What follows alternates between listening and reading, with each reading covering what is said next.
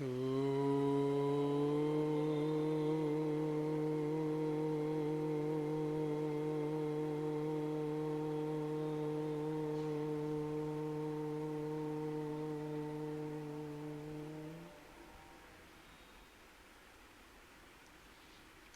समाज कुबेर नगर के सत्संग भवन में उपस्थित आर्य समाज के माननीय संरक्षकगण, माननीय प्रधान जी, मंत्री जी, कोषाध्यक्ष, सभी अधिकारीगण, सभासदगण, बाहर से आए हुए अतिथिगण, आदरणीय भद्र पुरुषों, मातृशक्ति। अभी पंडित त्रिलोचन जी के द्वारा आप सुन रहे थे, इतनी शक्ति हमें देना दाता, ये बोल रहे थे। ये बड़ी मशहूर भक्ति भावना का गीत है। इतनी शक्ति हमें देना दाता, मन का विश्वास कमजोर होना, हम चले नेक रास्ते पे, हमसे भूल कर भी कोई भूल होना। इतनी शक्ति हमें देना दाता, मन का विश्वास कमजोर होना। भक्त भगवान से प्रार्थना करता है, हे प्रभु इतनी शक्ति मुझे दे। कितनी शक्ति दे?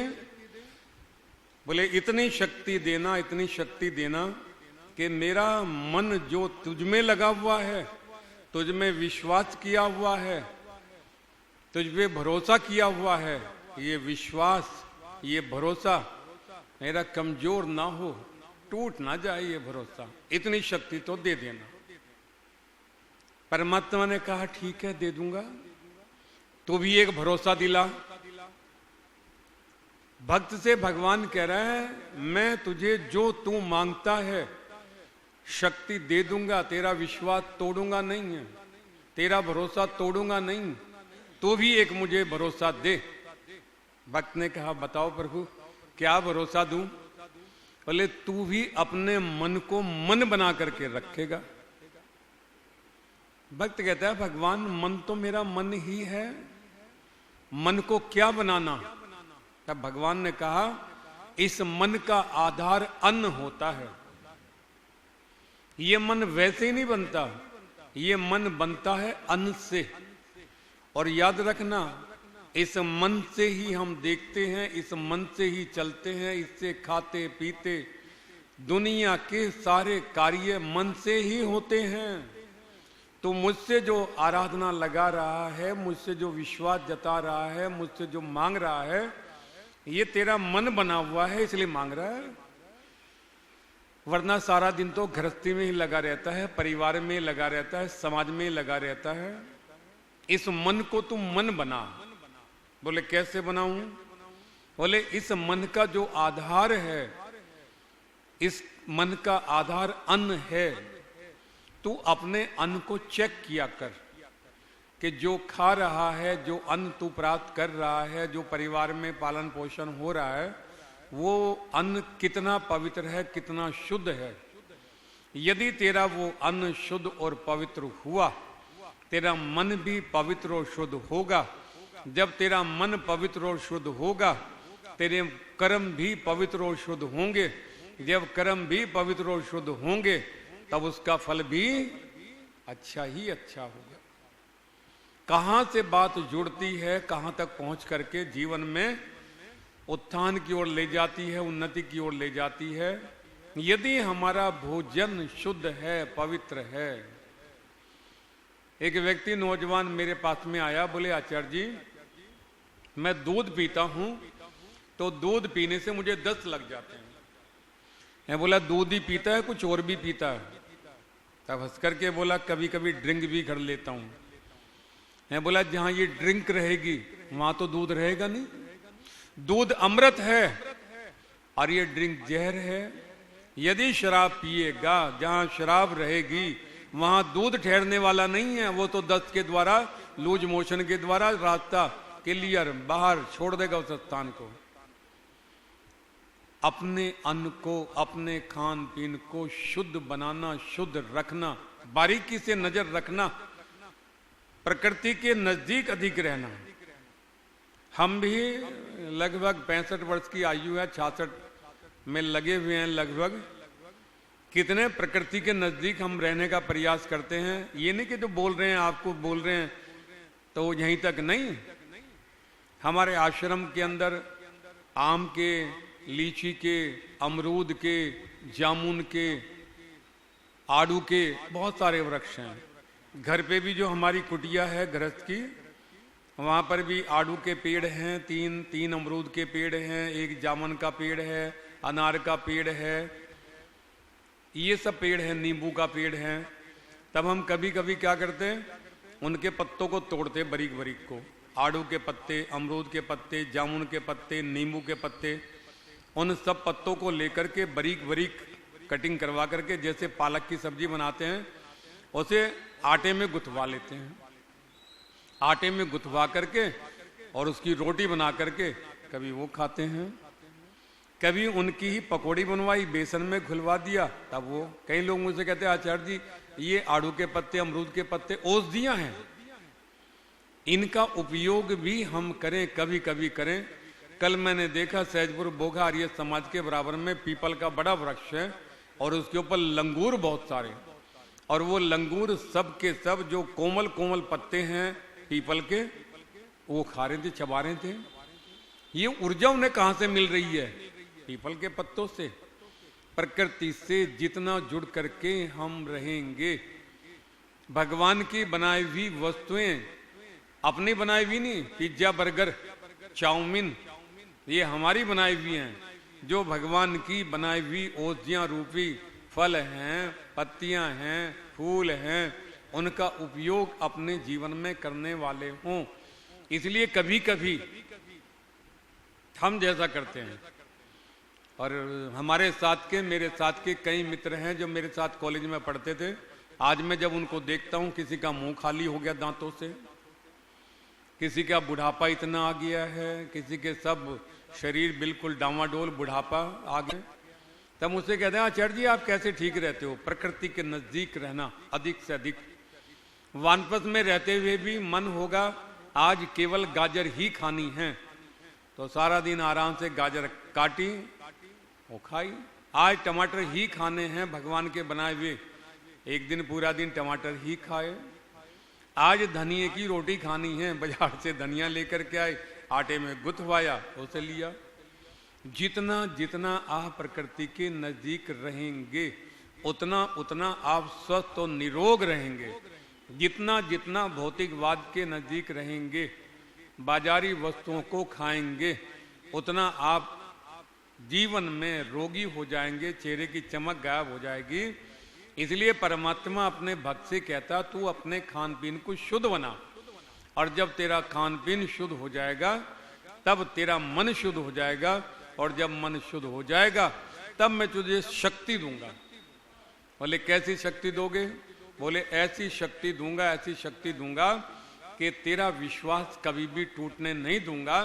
इसलिए रविंद्रनाथ टैगोर कहा करते थे, हे प्रभु दुख कितने भी देना, जितने चाहे दुख दे, लेकिन बस एक कृपा मुझ पे कर देना कि मुझे उन दुखों को सहन करने की शक्ति जरूर दे देना।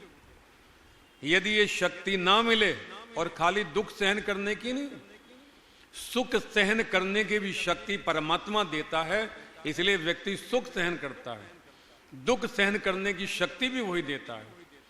एक रक्षा वाले की लॉटरी निकली, और जब लॉटरी निकली 50,000 की, अब रक्षा वाला उसने 50,000 कहां देखे थे, जैसे लॉटरी 50,000 की निकली, देखते 50,000 की लॉटरी निकल गई, हार्ट फेल हो गया। सुख हो उसे सहन करने की शक्ति भी परमात्मा देता, और दुख हो तो उसे सहन करने की भी शक्ति परमात्मा देता है। पात्र हम बने पहले, जब हम पात्र बन जाते तब परमात्मा देता है। वो तो देने वाला है, अपने पास में कुछ रखता ही नहीं। वो ये सारा संसार बना करके फल फ्रूट, औषधियां, नदी, सरोवर, पर्वत, पहाड़, सोना चांदी, हीरे मोती, सब कुछ उसी का तो दिया हुआ है। मैं उड़ीसा में था पीछे फरवरी के महीने में, अभी हम चर्चा कर रहे थे, उड़ीसा के अंदर बहुत गरीबी है और आप सुनते भी होंगे, लोगों के मन में भी आता, उड़ीसा प्रदेश बड़ा गरीब प्रदेश है। लेकिन याद रखना, उसी उड़ीसा के अंदर हमने देखा संबलपुर के अंदर हीरा कुंड वहां पर है, उसे कहते हैं हीरा कुंड।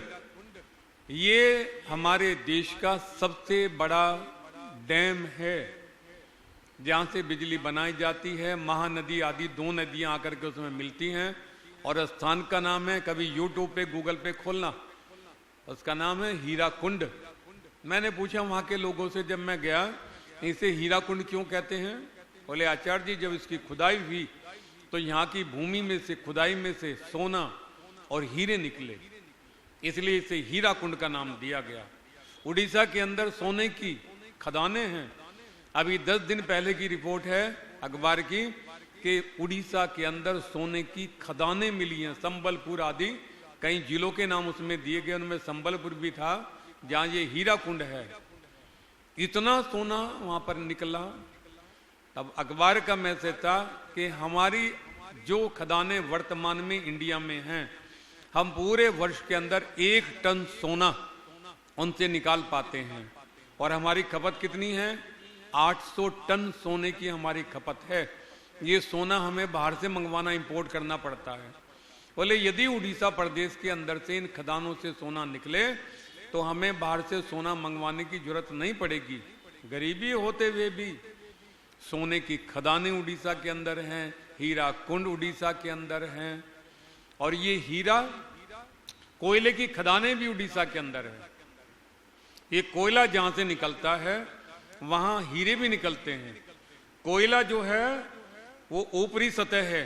मैंने देखा उड़ीसा के अंदर जब ट्रेनें आती हैं, कोयले की भर भर करके खदानों से कोयला निकल करके लेकर के पूरे देश में सप्लाई करते हैं। जहां ये कोयला है वहीं हीरा निकलता है। हीरा भी कार्बन से बनता है और कोयला भी कार्बन से बनता है। दोनों एक ही धातु से बनते हैं, कोयला भी कार्बन से और ये हीरा भी कार्बन से बनता है। बोले जब बनते ही दोनों एक धातु से हैं, फिर ये कोयला क्यों बन गया, वो हीरा क्यों बन गया? कोयला के ऊपरी सतह है, इसमें इतना दबाव नहीं होता है, इतनी गर्मी सहन नहीं कर सकता ये, इसलिए कोयला बन जाता। कोयले से नीचे जमीन के अंदर जिसपे ज्यादा दबाव है, ज्यादा प्रेशर है, ज्यादा बोझ है, वो हीरा बन जाता है। ऐसे ही इस संसार के अंदर भी जिस व्यक्ति के जीवन के अंदर दुख आते हैं, वो मानता है दुख है, लेकिन दुख ना मानो। बोले दुख क्या है? बोले दू माने खराब और खे माने इंद्रियां। जो इंद्रियों को खराब लगे, बुरा लगे, उसे दुख कहते हैं। और सुख, बोले सू माने अच्छा, खे माने इंद्रियां। जो इंद्रियों को अच्छा लगे वो सुख कहते हैं। अब बुढ़ापे में हम देखते हैं पोतों को चाउमीन, बोले अच्छा लगता है, उन्हें सुख मिलता है, और कोई हमें दे तो हमें दुख मिलता है, हमें बुरे लगते हैं। पता लगता आदरणीय भक्तपुरुषों, माताओं, इस संसार में जिसके पास में अधिक दुख आते हैं। कुंती ने यही तो कहा था श्री कृष्ण महाराज से, जब श्री कृष्ण महाराज ने कहा बुआ जो मांगना है तो मांग ले, जो कहेगी वो दूंगा आशीर्वाद। तब कुंती ने एक ही बात कही थी, हे योगी जराज श्री कृष्ण महाराज, यदि देना है तो मुझे दो कि मेरे जीवन में दुख हो। बोले बुआ बात क्या करती हो, लोग तो सुख की तलाश में घूमते हैं, सुख चाहते हैं, और तुम कहती है कि दुख मिले। बोले हाँ दुख मिले। बोले दुख ही क्यों? क्या कमाल की बात कुंती कहती, बोले परमात्मा को सुख में याद कौन रखता है? जब सुख ही सुख हो, जीवन में आनंद ही आनंद हो, तब परमात्मा को कोई याद नहीं रखता। इसलिए दुख दो, दुख में सब तुम्हें याद रखते हैं, परमात्मा को याद रखते हैं, इसलिए दुख दो। ओ आदरणीय भक्तपुरुषों, मातृशक्ति, राम जैसे योद्धा भाई के साथ, सीता के साथ में दुख उठाते हुए 14 वर्षों तक नंगे पैर वनों में घूम रहे हैं। आह तक नहीं कि उन्होंने, उनके ससुर राजा थे महाराजा जनक, पिता भी राजा थे, राजा के बेटे थे, चाहते तो किसी की मदद सहायता ले सकते थे, लेकिन किसी की मदद नहीं ली। शत्रुघ्न आदि सब भाई वहां पर तप करते, घर में रहते, अयोध्या में रह करके भी। अर्जुन, भीम, नकुल, सहदेव राजा होते हुए भी अज्ञातवास में भटक रहे हैं, दुख छोटा दुख नहीं था। आज हमें कोई कह दे कि तुम चले जाओ 1 महीने के लिए वनों में, बोले क्यों चले जाएं, कोई नहीं जाना चाहता। इसलिए असली हीरा वो बनता है जो अधिक, मैंने देखा कॉलेज के अंदर हम लोग जाते हैं, जो बच्चा ज्यादा होशियार होता है टीचर उसे कहता है आगे बैठ, उसी से सवाल ज्यादा पूछे जाते हैं। जो होशियार होता है, और जो होशियार नहीं होता है उससे तो सवाल भी नहीं पूछता टीचर, उस पर दृष्टि रखता है जो होशियार है। ऐसे ही संसार में हीरा हम बने, मनुष्य भी हीरे बनते हैं। हीरे जैसे गुण हमारे हों तो हम भी हीरे ही हैं। कई बार कह देते हैं अरे वो व्यक्ति तो बिल्कुल हीरे जैसा है, 24 कैरेट के जैसा। बोले ये हीरा निकलता है जमीन से, हीरे की विशेषता क्या बात है, क्या खास बात है, हीरा इतना अनमोल क्यों है।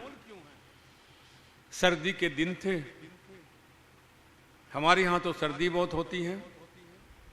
कितनी सर्दी होती है मास्टर श्यामलाल जी, कि सर्दी के दिनों में खूब गर्म कपड़े वगैरह, टॉफी शॉल वोल ओढ़ करके, गल्फ वगैरह पैर करके, आग जला करके तब, और रात्रि होते ही, अंधेरा होते ही कुटिया में सब पैक हो जाते हैं, इतनी ठंड होती है। ऐसे ही मौसम था, सर्दी का मौसम था, ठंड का मौसम था। एक राजा ने अपना दरबार लगाया हुआ था। सर्दी में सबको बैठना चाहिए, धूप का सेवन करना चाहिए। आजकल चाहे गर्मी का मौसम है तो भी सुबह सुबह जब सूर्य की मीठी मीठी किरणें लालिमा लेकर के प्रकट होती हैं, वे भी हमारे शरीर पर पड़नी चाहिए, ये ऊर्जा का स्रोत है। ऐसे सर्दी का मौसम था, तब एक राजा ने अपने दरबार को, पूरा दरबार खुले में लगाया हुआ था, मंत्रीगण तो पूरा फील्ड मैदान, सर्दी के दिन थे, बढ़िया सूर्य की धूप निकली हुई थी। तब इस राजा ने अपना पूरा दरबार खुले में लगाया हुआ था, मंत्रीगण तो, प्रजाजन तो, सब परिवार के लोग सब खुले में बैठे थे, दरबार खुले में था, सब बढ़िया मीठी धूप सेक रहे थे। तभी इनके दरबार के अंदर एक व्यापारी चल करके आता, और ये व्यापारी जब चल करके आया, इसने दरबान से बात की। राजा से कौन मिल सकता सीधा, नहीं, दरबान से बात की। बोले राजा को संकेत दो, सूचना दो कि एक व्यापारी आया है चल करके, वो तुमसे मिलना चाहता है। दरबान ने आकर के राजा से कहा महाराज एक व्यापारी आया है, आपसे मिलना चाहता है किसी कार्य हेतु, यदि आपकी आज्ञा हो तो बुलावें। महाराज ने कहा बुलाओ। तब व्यापारी आया, आकर के महाराज से मिला। महाराज ने कहा बताओ क्या कार्य है। तब व्यापारी ने कहा महाराज मैं एक व्यापारी हूं, व्यापार करता हूं। बोले किस तरह का व्यापार करते हो। इस व्यापारी ने कहा महाराज मेरे थैले के में 2 हीरे हैं, इनकी परख करवाना मैं चाहता हूं, यही मेरा व्यापार है। इससे ही मैंने सोना बहुत इकट्ठा कर लिया, मैंने बहुत सोना कमा लिया है। बोले इन 2 हीरों से जो तुम्हारे थैले में हैं, इनसे व्यापार करते हो। बोले हाँ मेरा व्यापार इनसे ही है, और मैं बहुत सोना एकत्रित कर चुका हूं। बोले कैसे। तब ये व्यापारी कहता मुझे इन हीरों की पहचान करानी होती है, इनमें से असली कौन सा है नकली कौन सा है ये पहचान करानी होती है। मैं कई राज्यों में गया, कई राजाओं से मिला, सबको मैंने ये हीरे दिखाए। बोले ऐसी क्या बात है इन हीरे में। तब व्यापारी कहता महाराज इनमें एक असली है एक नकली है, असली हीरे की पहचान मुझे करानी है, यदि इसकी पहचान कर दी तो ये करोड़ों का हीरा है, आप जांच करा लेना। यदि परख आपने कर दी तो ये करोड़ों का हीरा आपका हो जाएगा, आप इसके मालिक। अब बोले ना परख की तो। जब ये व्यापारी कहता तब इस करोड़ों के हीरे की कीमत के बराबर आपको मुझे सोना देना पड़ेगा। और ये व्यापारी कहता मैं कई देशों में गया हूं, कई राजाओं को मैंने हीरे दिखाए, वो इसकी पहचान नहीं कर पाए, उनसे मैंने करोड़ों रुपए का सोना जीत रखा है, यही मेरा व्यापार है, यही मेरा बिजनेस है। महाराज ने कहा अच्छा चलो दिखाओ, हीरे दिखाओ। इस व्यक्ति ने अपने थैले में से निकाल करके 2 हीरे राजा के हाथ में रख दिया। राजा ने एक हीरा इस हाथ में लिया, एक साथ में लिया।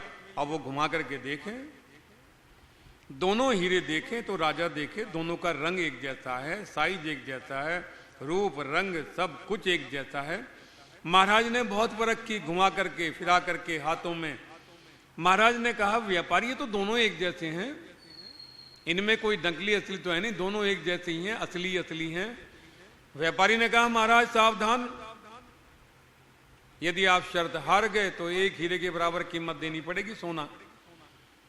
तब व्यापारी की बात सुनकर के महाराज ने सोचा हम शर्त हार ना जावें। इन्होंने जोरियों को बुलवाया। आपके यहाँ भी बड़े जोरी हैं इस कॉलोनी में, यहाँ देखते हैं कुबेर नगर में। जोरियों को बुलवाया, व्यापारियों को बुलवाया। उन्हें कहा रे देखो इन हीरों की परख करो, कौन सा हीरा इसमें असली है, कौन सा नकली है। व्यापारियों ने भी चेक किया, लेंस लगा लगा करके चेक किया। लेंस लगा करके सब चेक करने के बाद में सबने घोषणा की महाराज हीरा तो दोनों ही असली हैं, इनमें नकली कोई नहीं है। तब व्यापारी ने कहा यदि दोनों हीरे असली हैं, आप नकली की पहचान नहीं कर पाए, तब आप शर्त हारते हैं और मुझे 1 हीरे की बराबर सोना ला करके दो। महाराज ने मंत्री से कहा मंत्री जी हम शर्त हार रहे हैं, 1 हीरे की बराबर सोना ला करके दो। जैसे ही ये सोना लेने के लिए चले तभी सभा के बीच में से एक बूढ़ा व्यक्ति 90 साल का, बूढ़ा प्रजाचक्षु, अंधा, दिखाई भी नहीं देता था उसे। ये बूढ़ा व्यक्ति लड़खड़ा करके खड़ा हुआ लाठी लेकर के और उठ करके खड़ा होकर के कहता महाराज अभी ठहर जाओ, अभी हम शर्त नहीं हारे हैं। महाराज ने कहा शर्त तो हार गए, हमें हीरे की पहचान करवानी थी, हीरे की परख करवानी थी, परख हम कर नहीं पाए। असली नकली की दोनों असली ही हमें लगे, इसलिए शर्त तो हम हार गए। तब ये बूढ़ा व्यक्ति कहता महाराज नहीं अभी शर्त नहीं हारे हैं, एक बार मैं भी परख करना चाहता हूं। इसकी बात सुनकर के लोग हंसे, अरे ये बूढ़ा व्यक्ति आंखों से इसे दिखाई नहीं देता, व्यापार इसका नहीं है, जोरी ये नहीं है, ज्वेलर्स ये नहीं है, ये क्या। लेकिन याद रखना बूढ़े व्यक्तियों की बातों पे हंसना नहीं चाहिए, इनकी बातों के अंदर बड़ी गहराई छिपी हुई होती है, बड़ा सार छिपा हुआ होता है, इनके पास जीवन का अनुभव होता है। इसलिए बच्चों को बूढ़ों के पास ही बैठना चाहिए। मैं हमेशा बुजुर्गों में बैठता हुआ आया हूं। मेरे शहर के जितने भी बुजुर्ग होते थे महाशय लोग, ये महाशय शब्द इतना आसान नहीं है जितना हम समझ लेते हैं। महाशय जी कह करके, महाशय जी शब्द का बड़ा रूप है इसका। आप कहेंगे कैसे, बोले करो संधि विच्छेद, महा जमा आशय, जिनका आशय महान है, जिनके विचार महान है, जिनकी सोच महान है, उन्हें महाशय कहा जाता है। इन महाशय लोगों के पास मैं बहुत बैठता था और कितना बैठता था, इनके अनुभव मेरे पास होते थे।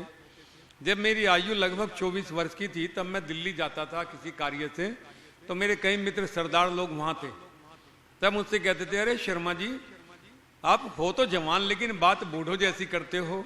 तब मैं कहता था मैं बैठता ही बूढ़ों में हूं, या बूढ़ों में बैठूंगा तो बातें भी बूढ़ों वाली करूंगा। अनुभव की बात होती है बूढ़े वाली। इस बूढ़े व्यक्ति ने कहा महाराज एक बार हीरे मुझे भी दिखाओ। महाराज ने कहा बाबा तुम देख नहीं सकते, क्या देखोगे। बोले स्पर्श कर करके तो देख सकता हूं, आंखों से ही थोड़ा देखा जाता है, स्पर्श कर करके भी देखा जाता है। लोगों ने कहा महाराज दिखा दो, इन्हें भी हीरे दिखा दो। महाराज ने कहा अच्छा बाबा हाथ फैलाओ। इस बूढ़े व्यक्ति ने दिखाई देता नहीं, हाथ फैला दिए। जब हाथ फैला दिए, एक हीरा इस हाथ में रख दिया गया, एक हीरा इस हाथ में रख दिया गया। तब बाबा ने स्पर्श कर करके देखा कि हीरे हाथ में आ गए हैं। तब इस बूढ़े व्यक्ति ने घुमा करके देखा कि हाँ हीरे आ गए हैं, दिखाई से देता नहीं था, स्पर्श कर करके अनुभव किया। इसने दोनों हीरों को लेकर के ऐसे मुट्ठी बंद कर ली। महाराज ने कहा बाबा हीरे तो देखने के लिए लिए थे, स्पर्श करने के लिए थे, ये मुट्ठी क्यों बंद कर दी। क्या कमाल की बात है। बूढ़ा व्यक्ति कहता बोले मुट्ठी बंद कर करके तो इनकी परख करूंगा कि कौन सा असली है कौन सा नकली है। बोले हम तो आंखों से लेंस लगा करके चेक कर रहे थे हीरो को कि कौन सा हीरा असली है कौन सा नकली है। ये कौन सा तरीका टेक्नोलॉजी तुम्हारी है कि तुम मुट्ठी बंद कर करके इनकी परख कर रहे हो। बूढ़ा व्यक्ति कहता है महाराज देखना भी। इस व्यक्ति ने दोनों हीरो को लेकर के मुट्ठी में बंद कर लिया और 5 मिनट के अंदर इनने पहली मुट्ठी खोली और पहली मुट्ठी खोल करके कहता महाराज ये हीरा नकली है, और दूसरी मुट्ठी खोल करके कहता ये असली है। इतना सुनते के साथ ही व्यापारी ने कहा महाराज ये बूढ़ा ठीक कहता है, ये हीरा असली है ये हीरा नकली है। करोड़ों का हीरा आपने जीत लिया, ये करोड़ों का हीरा आपने जीत लिया, आपका हो गया। महाराज चकित। महाराज इस बूढ़े व्यक्ति से बोले बाबा हम तो शर्त हार रहे थे, हम तो हीरे की पहचान नहीं कर पा रहे थे, इस हीरे के बराबर हम सोना देने के लिए तैयार हो गए थे, तुमने हारी हुई शर्त को जिता दिया। इसलिए नौजवानों को भी चाहिए कि बुजुर्गों को हमेशा साथ रखा करें, बुजुर्गों का आशीर्वाद हमेशा अपने साथ रखा करें।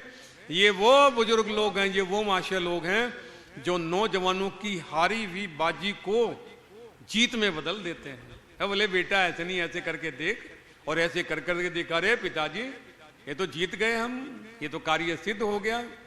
इसलिए बुजुर्गों का साथ हमेशा साथ हो। महाराज ने कहा बाबा तुमने तो हारी हुई बाजी जितवा दी, ये परख तुमने की तो कैसे की? बूढ़ा व्यक्ति कहता महाराज आदमी की भी परख करनी हो तो ऐसे ही कर लो। महाराज फिर चकराए, अरे आदमी को मुट्ठी में बंद कर करके परख करनी थोड़ा ही होगी, आदमी की कैसे परख होगी?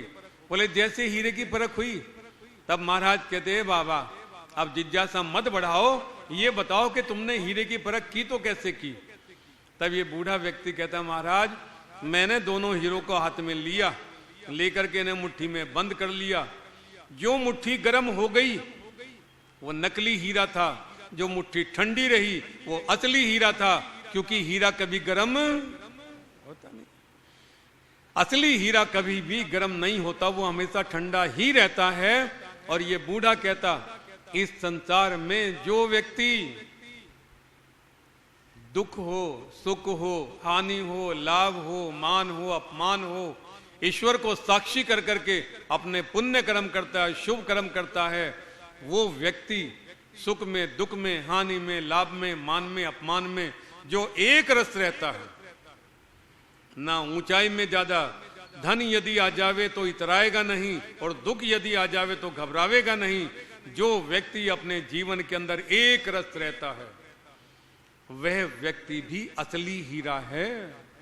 आज लोग छोटी छोटी बातों पर गर्म हो जाते हैं, बात भी कुछ नहीं होती, पत्नी ने जरा सा कुछ बोल दिया तो तमतमा गया चेहरा, पति ने पत्नी को कुछ बोल दिया तमतमा गया चेहरा, पिता ने पुत्र को कुछ बोल दिया, गंगा में कूद करके जीवन समाप्त कर लिया। ओ माताओं, आदरणीय बदपुरुषों, एक रस रहना, अपने कर्म शुभ करना, पुण्य कर्म करना, इस मन को पवित्र बना करके, अपना भोजन पवित्र बना करके, इस मन के पवित्र मन के द्वारा पवित्र कर्म करना, उसका फल शुभ ही शुभ होगा। इसलिए असली हीरे बनो। पहचान किया करो कभी कभी, जब हल्का सा क्रोध सा आवे तब इस बात को याद कर लिया करो हीरे वाली को, और चेक किया करो कि हम असली हीरे हैं कि नहीं हैं। क्योंकि इस संसार में हीरा बनने के लिए एक रस रहना योगियों की भांति। मेरे पिता महाशय नकली सिंह कहा करते थे, ए बेटा जरा सा कुछ धन ज्यादा आवाज आ जाए तो मुस्कुराना नहीं है, जितने ज्यादा मुस्कुराओगे उस दिन रोना भी पड़ सकता है। इसलिए सामान्य रहो, एक रस रहो। धन आता जाता रहता है। लक्ष्मी का तो आप चित्र देखें, लक्ष्मी का चित्र कैसा है, खड़ी हुई है, और जो सरस्वती है उसका चित्र बैठी हुई का होता है। और विद्वानों का तो लक्ष्मी से हमेशा श्यामलाल जी 36 का आंकड़ा रहा है। विद्वान लोग कभी धनी होते ही नहीं है। हम लोगों के पास में कहां पैसा मिलता है, मिलता नहीं, क्योंकि लक्ष्मी तो हमारे से हमेशा नाराज रहती है। अब जब लक्ष्मी हमसे नाराज रहती है तो कहां आएगी? हम लोग पूजा करते हैं सरस्वती की, हम सरस्वती की आराधना करते हैं, और व्यापारी आराधना करता है लक्ष्मी की। मैंने देखा रेवड़ी बाजार में जाकर के परिवारों में कई दुकानों पे, अभी 1 तारीख को गया तो बोले आचार्य जी वो नया वर्ष शुरू हो रहा है और पूजा पाठ करा दो, तो लक्ष्मी की फोटो रखी हुई है वहां थी। लक्ष्मी की फोटो को देख करके बड़ा श्रद्धा से सर झुका रहा।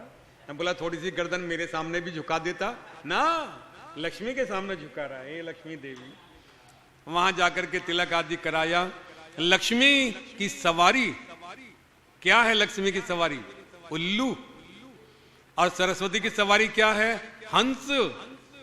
ये हंस से अभिप्राय है कि ये हंस दूध का दूध, पानी का पानी कर देता है।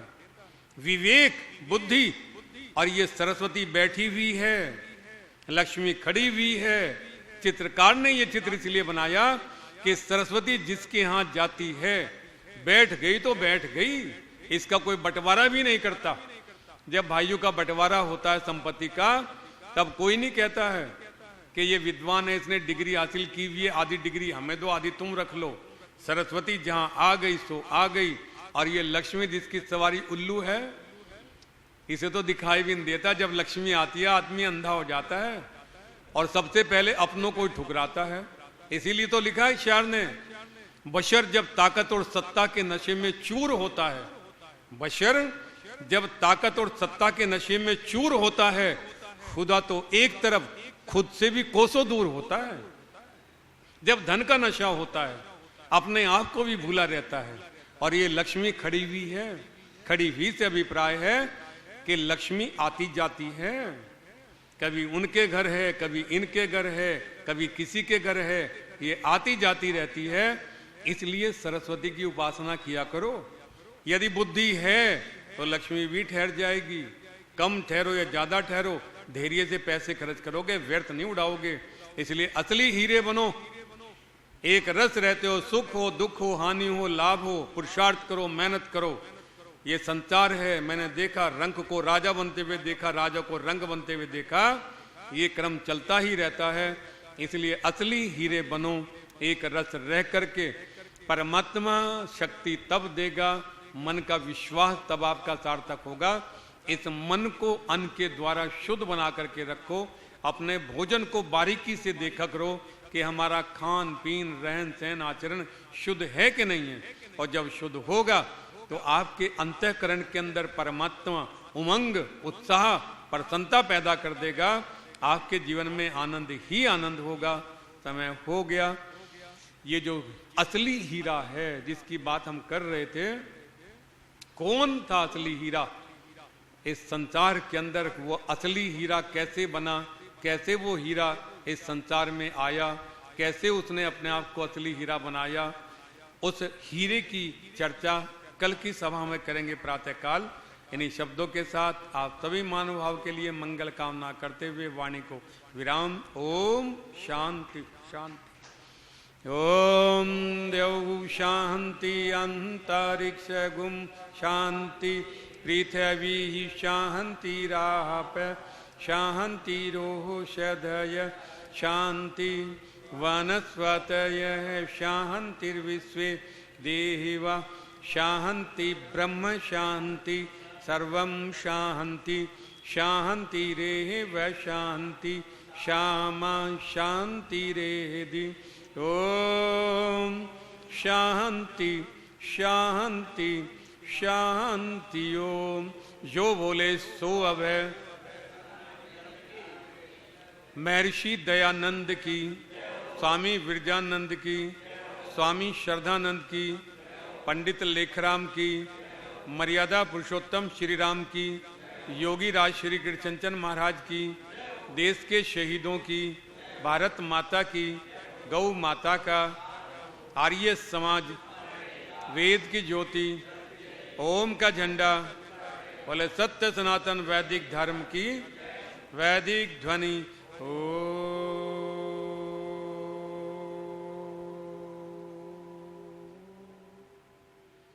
वैदिक अभिवादन सभी को सादर। नमस्ते जी, नमस्ते जी।